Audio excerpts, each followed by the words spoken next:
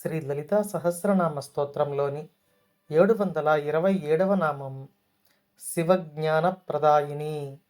మంత్రస్వరూపంలో శ్రీ శివజ్ఞాన ప్రదాయిన్యై నమః. మనం వరుస నామాలలో అమ్మవారి యొక్క శ్రీ విద్యా విశేషాలను తెలుసుకుంటూ వస్తున్నాం.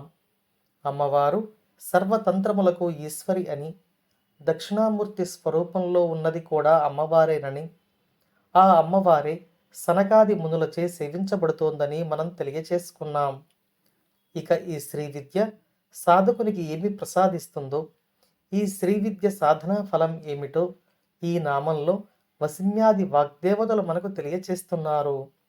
ఈ నామాన్ని ఒకసారి పరిశీలిస్తే శివజ్ఞానమును ప్రసాదించు తల్లి అనే అర్థం మనకు తెలియవస్తుంది.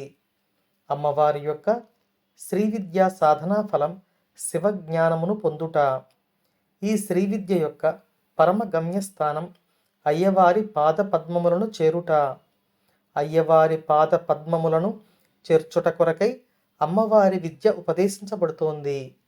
ఈ నామంలో అమ్మవారు అయ్యవారు వేరు కాదు, ఒకటే అనే సమయాచార సంప్రదాయం మరోసారి మనకు గుర్తు చేయబడుతోంది. అమ్మవారి శ్రీ విద్యకు ఫలం శివుడు. శివుని అనుగ్రహం మనకు కలిగించే విద్య ఈ శ్రీ విద్య. ఏ జ్ఞానం వల్ల ఆనందం లభిస్తుందో ఆ ఆనంద స్వరూపమే శివుడు.